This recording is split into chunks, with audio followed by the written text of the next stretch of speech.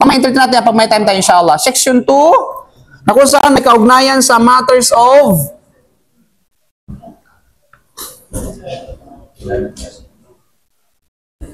doubt and uncertainty.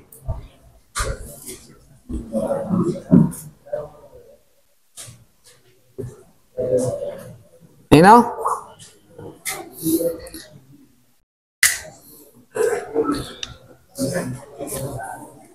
Na kung saan, sa ano pa, sa Arabic, inishtabahat, thiyabun tahiratun binajazatin aw muharramatin.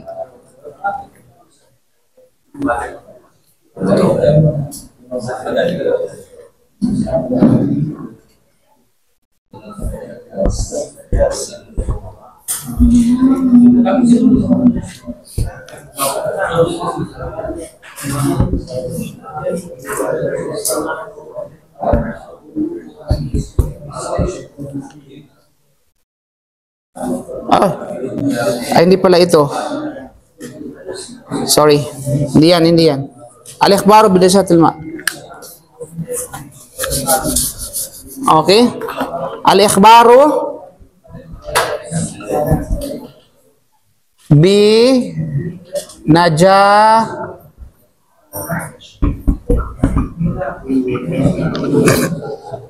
Okay. So, inshallah mga kapatid, so bismillah wa salatu wa salam rasulullah wa ala alihi wa sahbihi ajma'in amma ba'd. Assalamualaikum warahmatullahi wabarakatuh.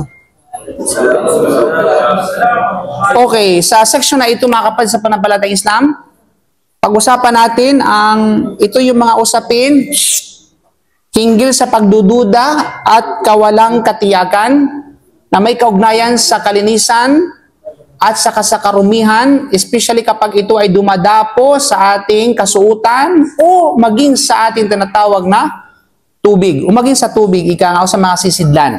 You know? Okay, sa section na ito, of course, binubuo ito ng limang ori, limang mas'ala, limang tinatawag na sabihin nating issue, at bawat issue ay ating pag-uusapan, inshallah subhanahu wa ta'ala. Okay? Nauna, mga kapatid, let's talk about ano yung unang mas'ala. First is whoever is doubtful of some water's purity or its najis. Or its najasa. Parehas lang yan, najis or najasa. You know? Ishhada.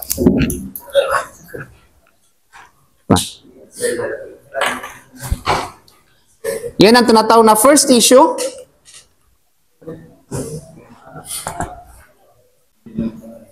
Whoever is doubtful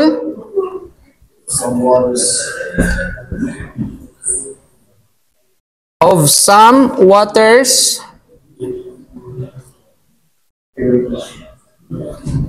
purity or its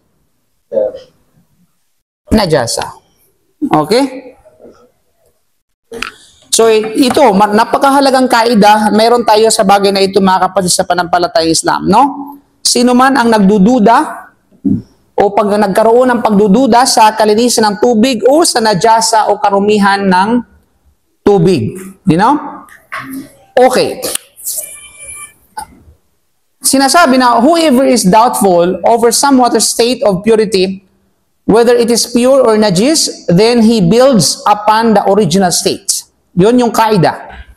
If he is certain that the water was pure, then doubts whether it becomes najis, then he treats it as pure as that is the original state, wherein there is certainty, and he may use it accordingly. If he is certain of some water's najasa and is doubtful as to whether or not it became pure, then he treats its najis as that is the original state, wherein there is certainly, and he mustn't use it. This is by the agreement of the four scholars of jurisprudence, madhab. Okay, ano bang, ipaliwanag natin mga kapatid yung state dyan. Now, una, sino man ang nag-alinlangan, no? Sa kalagayan ng tubig, then, maging ito man ay dalisay o najis, kung gayon, kanyang itatag ang original na kalagayan. Now, napakahalaga ng prinsipyo na ito. Ano bang original na kalagayan ng tubig? Original state ng tubig, ano? of water is tahur or tahir. Yan ang original, mga kapatid. Yun ang original state ng tubig. Malinaw? Tulad nito, yan. Original state yan. Malinaw? Okay. Now, ginagamit na, let's talk about the, may mga antas na tinatawag na, sa Arabic, merong dhan na sinasabi. Dhan. Okay? At may mga baitang yan. Pag sinabi kasing doubts, mga kapatid, may mga baitang yung doubts. Merong dhan, may shock, merong pang iba pang mga terminolohiya.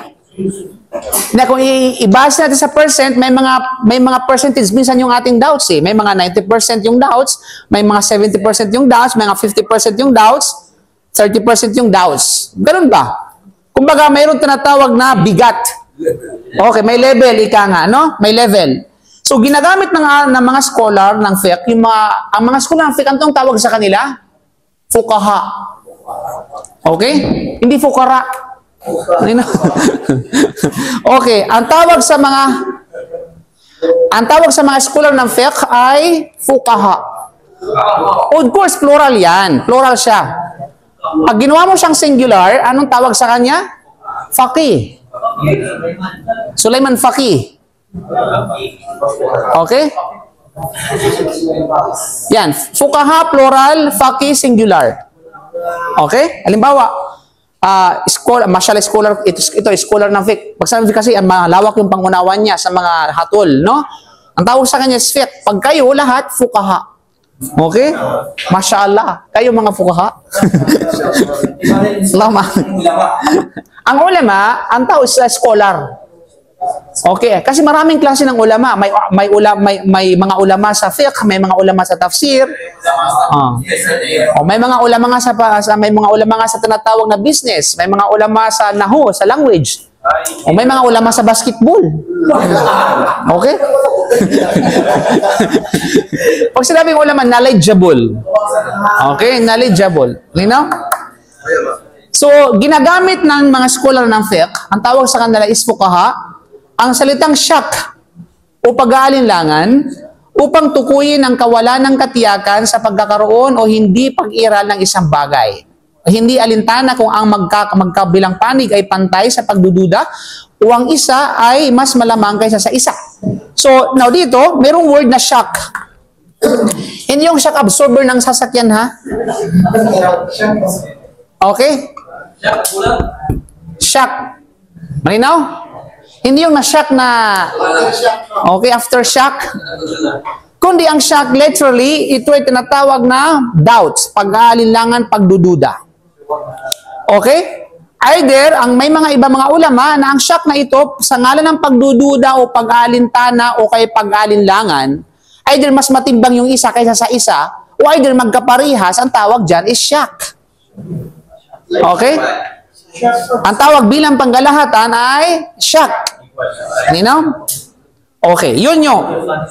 So yun yun. Either mas matimbang yung isa o either pareho sila ng timbang ng pagdududa, ang tawag dyan is shock.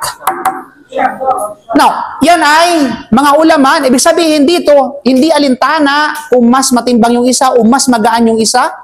Hindi alintana kung ano man, basta may pagdududa, pag-alilangan, isa ang tawag dyan shock. Ang tawag dyan sa mga ulama nagdun is mga fuqaha. May another category ng mga ulama na tinatawag na usuliyun.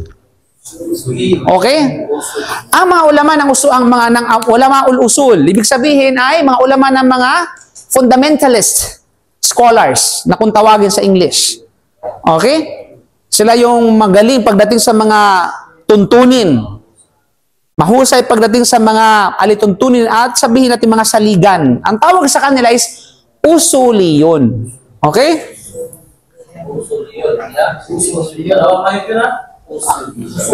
Okay?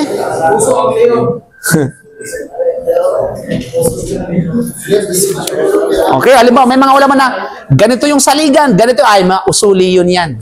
You know? Pagdating sa pangahatol, mga fuqaha yan. Yung pagkakaiba ng dalawang mga scholar. Kaya mapalad yung isang tao na double blade. Okay? Hindi yung...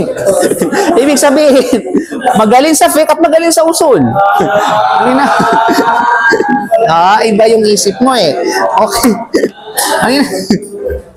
So, itong mga ulama ng usuliyon, scholar ng usul, pinagkaiba nila ang mga ito.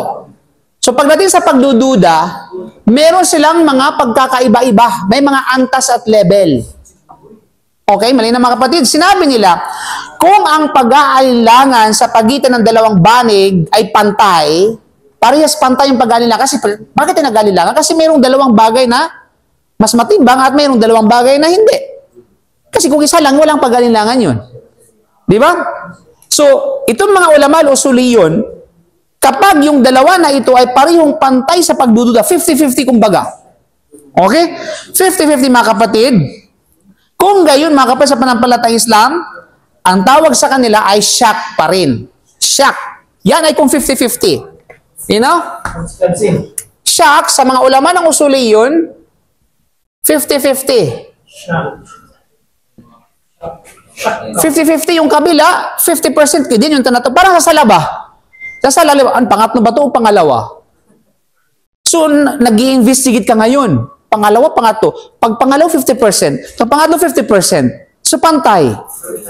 Ang tawag sa kanila, ang tawag dyan is shock. Doubtful siya, pero shock, nasa kategorya ng shock, o nasa level ng shock. Okay. Now, dagdagan natin. Mas matimbang yung isa kaysa sa isa. 60-40. Okay. Now, kung hindi, ang mas malakas o mas matimbang na opinion ay than. Ibig sabihin, ito na yung than. Ang than, 70-30. Mas lamang yung isa kaysa sa isa. Basta mas lamang, either 60-40, 70-30, or 80-20. Okay? Ibig sabihin, kasi ito parang, ano tayo? Okay? Halimbawa, ito is pantay. Ito yung timbangan kasi. Ito naman is ganon. Di ba tagilid na siya? Okay? O either, baliktarin natin, o either ganon. So, ang tawag dyan is than.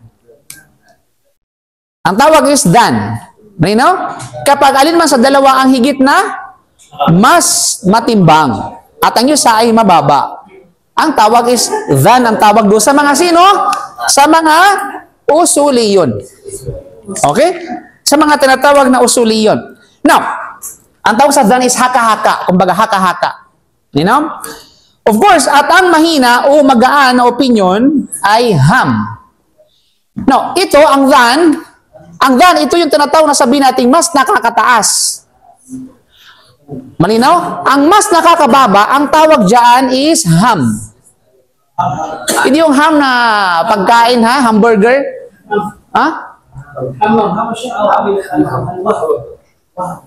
La, sani. Waham. Iba yung waham sa... Ay, maratibul idrak. Waham, no? Awam, I think waham, right? O illusion. Okay? Malinaw? Illusion. Yung sabihin, anong illusion sa Tagalog? Guni-guni. Okay? Malinaw kapatid? Okay. O pwede sabihin ng waham, or waham yan, waham. So yun niya, okay, 50% siya kapag pantay. Pag hindi na pantay, yung mas nakakaangat is than.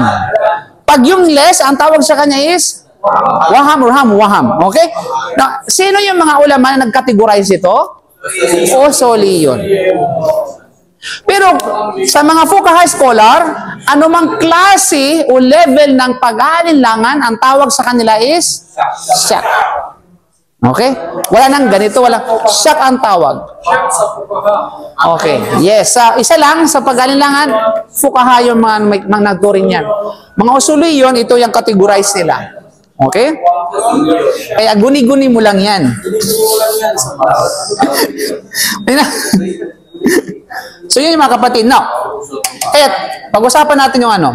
Kahit sino man ang nag-aalinlangan sa kalagayan ng tubig, nagkaroon ng shock or than sa tinatawag na tubig, maging ito ay dalisay o najis, kung gayon, kanyang babalikan lamang yung original state ng tubig na kung saan ito ay tahol. So, ibig sabihin, yun ang prinsipyo natin.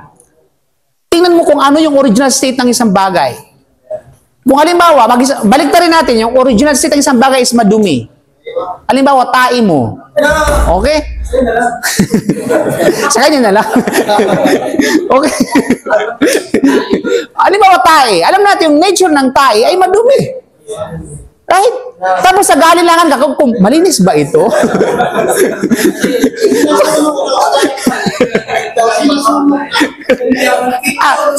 Kasi pag nasunog na, certain na yun, nasunog na talaga. I mean, nabago na yung kanyang katangian. Kasi, di ba? Kapag nabago yung katangian niya, nababago yung principle. Di ba? Idha tagayyarat as-sifa, tagayyar al-hukum. Kapag nabago yung tinamag totally yung isang katangian ng isang bagay, nababago yung hukom. Malinaw? So yun pa eh, nag-aalilangan ka pa lang eh, kung ano ba tong tae? Okay? Najis ba ito? Tahir. So walang duda. So babalikan mo yung original state nung tinatawag na bagay na yon na marumi. So ituturing mo na ito ay sabihin natin marumi. Kaya kung siya ay nakatitiyak, kaya naman kung siya ay nakatitiyak na ang tubig ay dalisay or malinis, pagkatapos ay nag-anilangan kung ito ay naging najis, kung ganon, ituring niya ito bilang dalisay o malinis, bilang iyon ng orihinal na kalagayan kung saan mayroong katiyakan. At maaaring niyang gamitin ito ng naaayon. Okay? Kumbaga, ito yung galabat of dhan. Kaya napakahalaga yung tinatawag na galabat of dhan. Okay?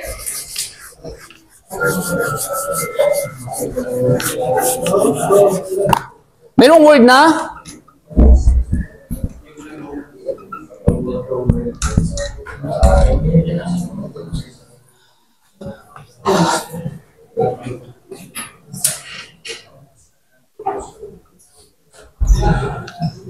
ibig sabihin, mas nangingibaga yung pagpapalagay. Galabatu dhan. Dhan. Galabatu dhan. Ibig sabihin, mas nangibabaw yung palagay mo. At walang duda, pagdating sa kilalang dumating yung marumi, alam samantalang original state na tubigan is malinis. Yun yung galabatu dhan. Kasi yun yung kumbaga, mas matimbang sa pagpapalagay. Kung kaya ituring mo yun na kung saan ito ay malinis. Kung siya ay nakatitiyak sa ilang nadyasan ng tubig at nag-alinlangan kung ito ba ay dalisay o hindi, kung gayon, ituturing niya ito bilang najis dahil iyon ang orihinal na kalagayan kung saan tiyak na mayroon. At sa pagkakataon na ito ay hindi niya ito dapat gamitin. So ngayon, halimbawa, tiyak ka na mayroong najis. Tiyak ka, especially pag nabago yung tinatawag na, hindi lamang sa tubig, no, sa mga bagay-bagay. Sa tubig kasi, isisiyasatin mo pa kung nabago ba yung kulay, kung nabago yung tinatawag na lasa, o kung nabago ba yung ano. Okay, amoy. Malinaw? Pero kung sa mga bagay-bagay, bukod doon sa tubig, halimbawa, okay? Halimbawa mo, sabihin natin kape. Hindi na lasang kape. Hindi na, iba na yung kape yun. Kasi ibang usapan. Kasi talang totally may nabago na. Tapos, ngayon, alam mo na bago ka nag-doubts, tiyak ka na yun ay marumi na. Tiyak ka na yun ay marumi na. Tapos bigla kang nag-doubts ngayon na baka malinis pa. Di ba? Samantalang, tiyak ka, dati na marumi na yon. Tapos, biglang nag-alinlangan ka. So, always, kunin mo yung tinatawag na sabihin natin, yung kung ano yung nakatitiyak ka. Okay? At itapon mo yung pag-aalinlangan. Yung ganitong prinsipyo, pwede mong i-apply sa lahat ng aspeto ng iyong buhay. You know? Katulad ng yung magsasala daw na may sapatos, hindi niya alam kung nakatapak siya ng tae. O ngayon, hindi niya alam kung nakaapak siya ng tae. Ibig sabihin, wala siyang kasiguraduhan. Now, balikan niya yung original ngayon na kalagayan ng kanyang sapatos bago pa siya mag-alinlangan. Na ano bang tiyak na kalagayan ng sapatos bago siya mag-alinlangan? Malinis! Good question. Nangyari yan kay Propeta Muhammad sallallahu alaihi wasallam. Alin mga kapatid? Na kung saan ay ang ginawa ni Propeta sallam, actually diyan hindi na pagkatapos kundi ay during the salah. During the salah. Ang nangyari mga kapatid, ng Propeta Salam nagsala siya na kung saan ay mayroong dumi ang kanyang talampakan. Ibig sabihin ang kanyang sa kanyang tsinelas o ang kanyang suot na pangiba which is talampakan sa talampakan. Habang nagdarasal siya, in-inform siya na may marumi. So ang ginawa niya, hinubad niya yun at hinubad niya ang kanyang pagdarasal. Hindi niya kailangan inulit pa. Hinubad niya tapos pinagpatuloy niya ang kanyang pagdarasal. Similarly, kapag halimbawa, tapos na yung pagdarasal, saka mo lang nalaman na mayroong najis, wala kang pagkakasala at walang duda. Pagkapangsala mo, hindi mo na kailangan sabihin natin na ito'y ulitin pa. Ang problema, kung matapos mong nalaman, hindi mo pa ginawa. Halimbawa, prior to your salah, alam mo at batid mo na meron kang tinatawag ng dumi, may dumi na ang iyong kasuotan sa pagdarasal. Tapos nawala sa isip mo. Tapos nagdasal ka. Pagkatapos magsala, may dumi ka pala na naalala mo na mayroong palang dumi yung kasuotan mo. And therefore, ulitin mo yung salam. Kasi prior to your prayer, ay meron ka nang alam na yun ay madumi. Ibang kaso doon sa hindi mo alam. At later mo na nalaman na yung mayroong kang karumihan. Malino?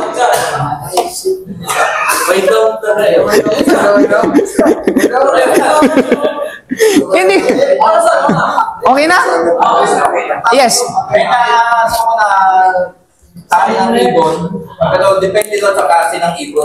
Good. Alam mo, the one who give that answer is a wise person.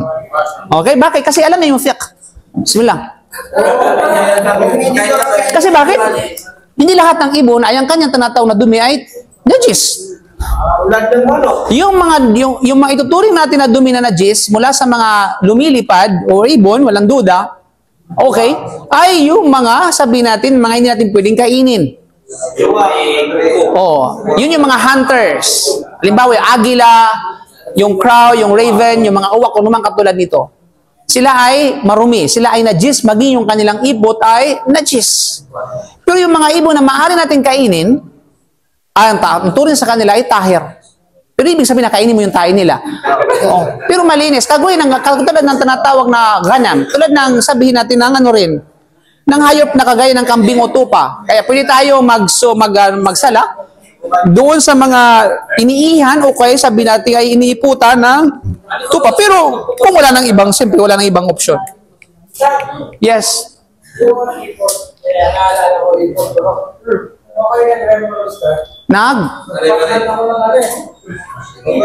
Ipot na? Ipot daw. Okay, naiputan ka. Trip ka ng ibon. Tapos, saan ka naiputan?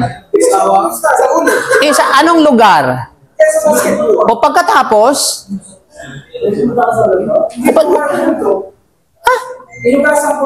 O tapos? Tapos? So, anong tanong mo? Hinugasan mo na nga eh. May pagdudupa ba yan? Hinugasan mo nga? Hindi na kailangan mag-ligo. Ha? Ano po? Ang tanong baga, invalid ba ang wudu mo kapag naiputan ka? Yun yata. Ito yung prinsipyo mga kapatid. Pagdating sa wudu, ano mang hindi nabanggit na nakapag-invalid ng wudu, hindi nakapag-invalid ng wudu. Yun ang prinsipyo. Bakit mo dadagdagan ang isip mo? Bakit mo i-stress ang isip mo? Samantalang hindi naman nakapagpapulang bisa ng wudu yun. Hindi nabanggit sa nakapagpapulang bisa ng wudu. Kaya nga, sauluhin mo yung mga nakapagpapulang bisa ng wudu at dun ka lamang. Ano mang dagdag dito, ano mang wala dito, hindi nakapagpapulang bisa ng wudu. Kaya halimbawa, nagwudu ka sa bahay mo, wala kang sinilas, pumunta ka ng masjid, nakaapa ka ng tae. Hugasan mo na lang. Ay, mag-wudu ka ulit kasi nakaapa ka ng tae. Ang tanong, yung pag-apak ba ng tae, nakapagpapulang bisa ng wudu? Nabanggit ba doon sa nakapagpapulang bisa ng wudu? Hindi nabanggit. So, bakit mo pa i-stress ang sarili mo? So, ang gagawin mo lamang is hugasan. Tapos. Huwag mo lang, tae ba to? Tapos, hindi ka kontento. No? Lalasahan mo pa talaga.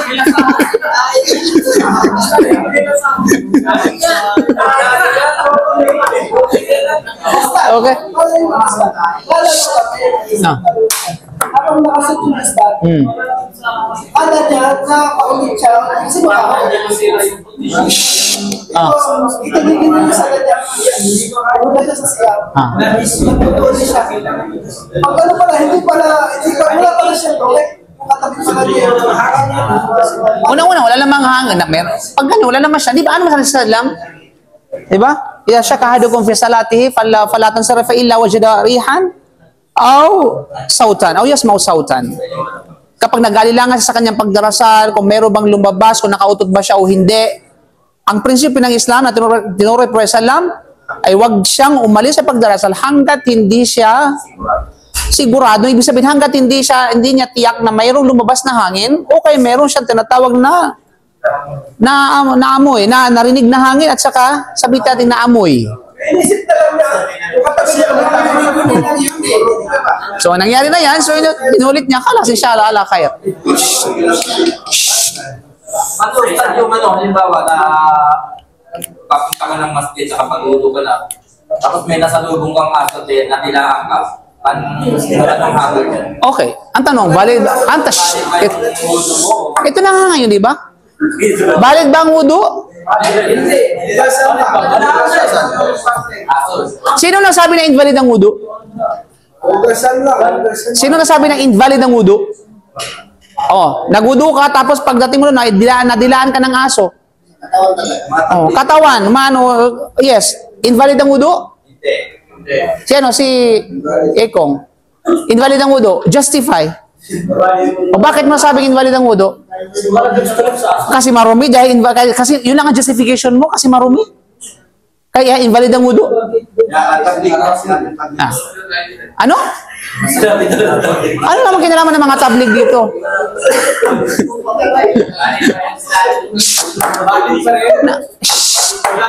Hindi nyo naintindi. Ilang beses na ako nagpaliwanag dito. Paano maintindihan? Puro kayo dyan, puro kayo business ang dyan. Anong sabi natin kanina? Pakiulit. Kailangan memorize mo ang sira na yun. Okay. Una-una, para malaman mo kung ang bagay na yun na nakapagpapawalang bisa ng wudu, simple lang naman. Sauluhin mo yung mga nakapagpapawalang bisa ng wudu. Kapag hindi binanggit doon sa nakapagpapawalang bisa ng wudu, hindi nakapagpapawalang bisa ng wudu. Yun lang. Ang tanong, memorize mo ba talaga yung nakapagpapawalang bisa ng wudu? O sige, Ikong. Recite. I-cite mo ngayon ang mga nakapagpapawalang bisa ng wudu. Sige. Sige, para at least, knowledge to. Ano to? Para sa iyong tinatawag na kaalaman. Sige, Ikong yung tinatanong ko. Ay, wag, go ahead. Tumayo ka. Tayo ka, di ko maintindihan. Oh, ano yun?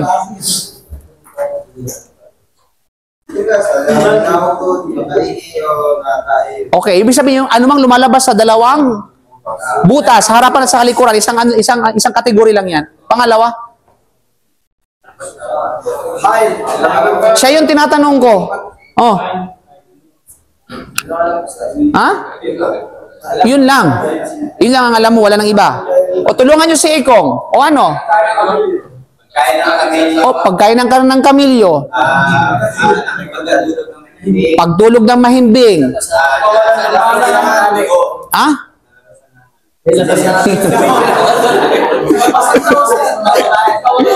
Ito na kanina, anumang lumabas sa dalawang butas harapan sa likuran, either liquid, solid, gas. You know? Okay. Ano pa? Ano pa? Okay, yun na nga pagtulog. Okay, pagkawala ng malay, tinatawag na pagtulog ng mahimbing, pagkawala ng malay. Paghawak ng pribadong katawan ng walang sapin. Napaka-basic yan, kapatid, na pag-aaral. Subhanallah. Kailangan nyo lang sauluhin yan. Subhanallah. So, ibig sabihin, kapag hindi ka bilang dito, huwag mo nang isali. At ituring mo na nakapagpapulang bisa ng wudu, that's wrong. Okay? So, huwag mong isali. So, tulad yan, aso. Dinilaan ka ng aso habang papunta ka sa masjid. Invalid, kabilang ba yun? Nabanggit ba yun sa napagpulang bisa ng wudu? Hindi. So, bakit baka magpapakahirap? Iugasan mo lang, tapos. magsala ka. Kaya kapapahit lang. Now, sa damit, of course yan ay najis. Ibang usapan naman sa tinatawag na damit. So, alisin mo yun. Kung maaari, kung alam mo kung saan yung portion ng ano, linisin mo. Ay kung gusto mo, gupitin mo. Huwag naman gupit. Okay. Okay, marino, exaggerated na yan. Sabi linisin mo, after that, magsala ka. Yun lang naman. Basta walang najis habang nagsasagawa ka ng sala. Pero yun, pinag-usapan natin dito kung invalid ba ang wudu. Huwag nyo ting imikos-mikos yung mga issue. Okay? So, malinaw kapatid? Okay. So, walang duda. So, yun. Yung una tayo, walang duda ito ay alinsunod sa ijma' ng apat na madhab mula sa Hanafiya, Malikiya, Shafi'iyya, at Hanabila.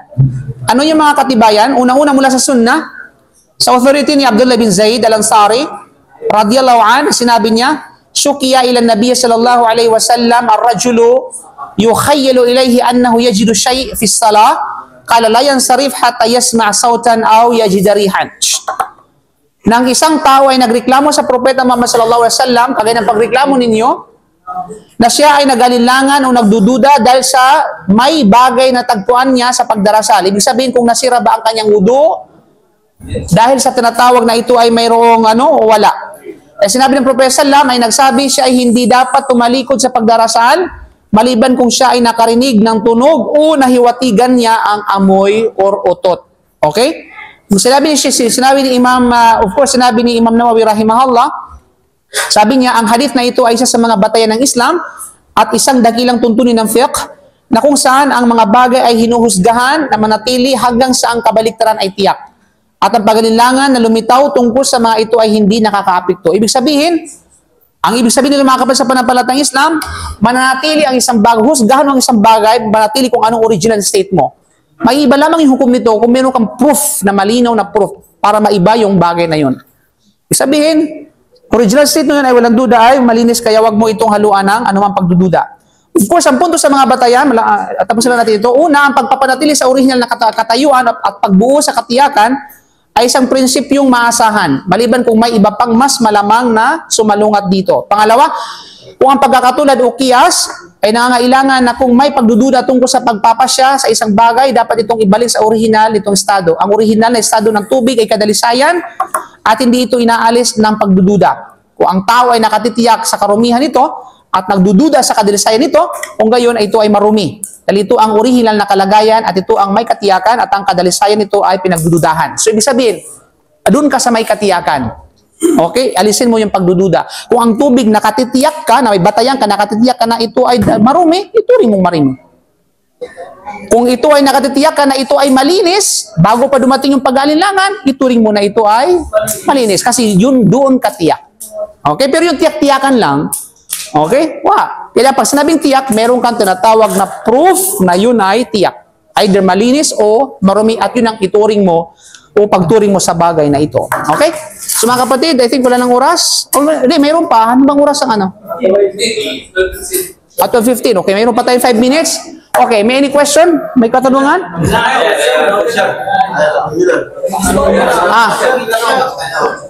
Wala nang tanong? Tanong sa pagdududa. Ano pa? Any question? Open na tayo sa question. Yes. Paniki. Okay, paniki.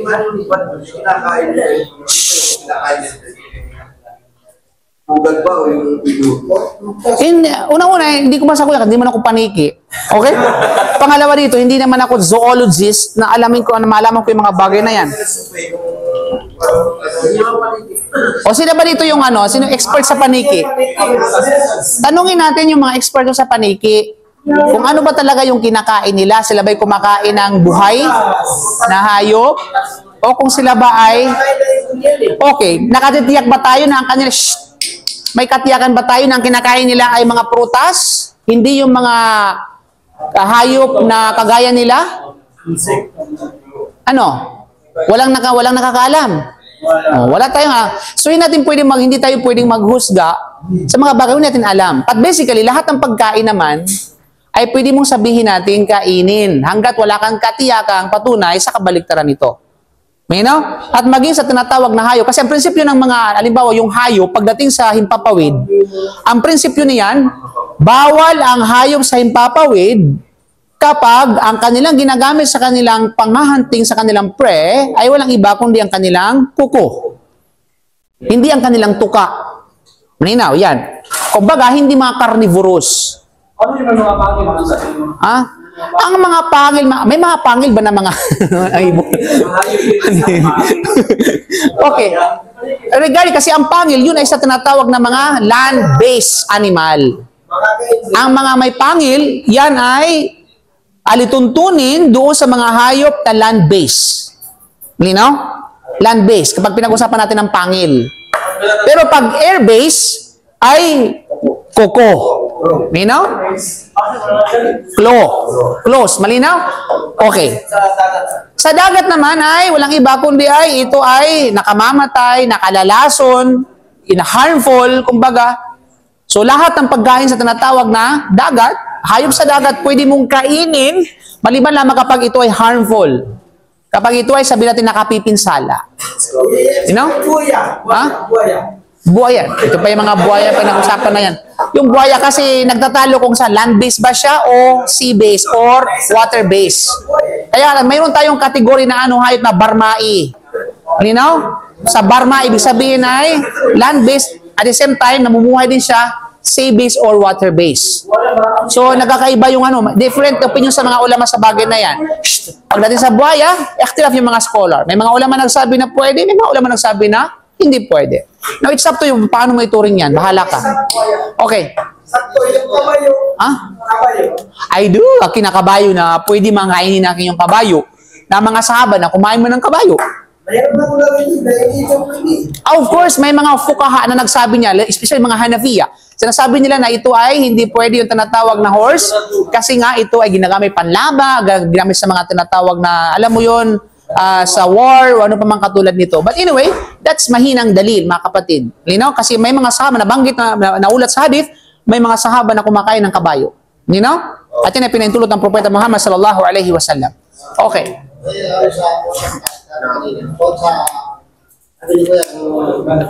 Ablution daw siya ng luhod.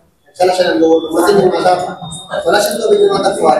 Babalikan pa ba niya yung kainan na kanyang mudo sa luhod. At siya ay nag-aalangan kung siya ba yung... Hanggat hindi nangyari ng tiyak ang invalidator ng tinatawag na wudu, manatiling nasa wudu ka. Kahit pa ito ay lumagpas ng 24 hours. You know? Hindi nakapag-invalid, walang expiration ng wudu pagdating sa oras. Okay? Pagdating sa tinatawag na oras. You know?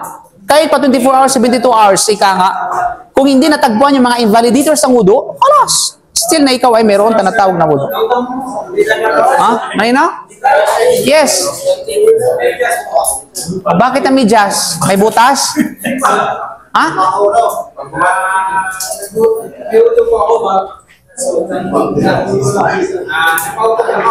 Nagpautot ka? Nakautot ko o nagpautot? Iba kasi nagpautot eh. Okay.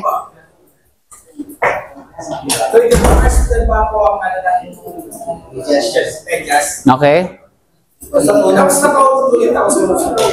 O tapos, wala pang 24 hours, nakautot ka. So, anong ginawa mo?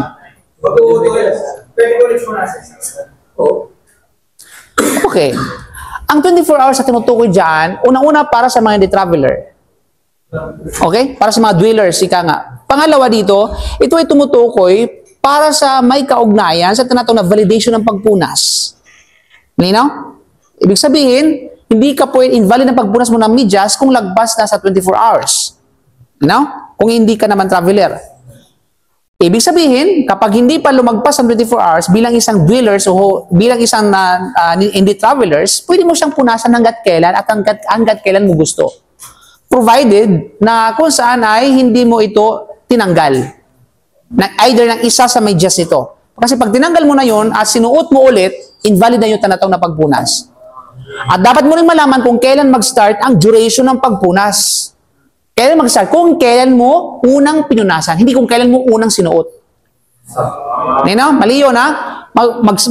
mag-start ang counting ng duration ng pagpunas ng validity ng pagpunas ng medyas kung kailan ka unang nag-umpisang magpunas. Halimbawa, alas 9 ka nagsuot. Pero unang pinunasan mo ito ng alas 3, doon mag-start. Hindi doon sa alas 9. Kasi ang alas 9 yun yung pagsuot mo. Hindi pa yung mag-start yung tinatawag na counting. Mag-start mag-counting kung kailan ka nag-start unang magpunas. Oh, yes. You know, doon tatakbo yung 24 hours. Ha?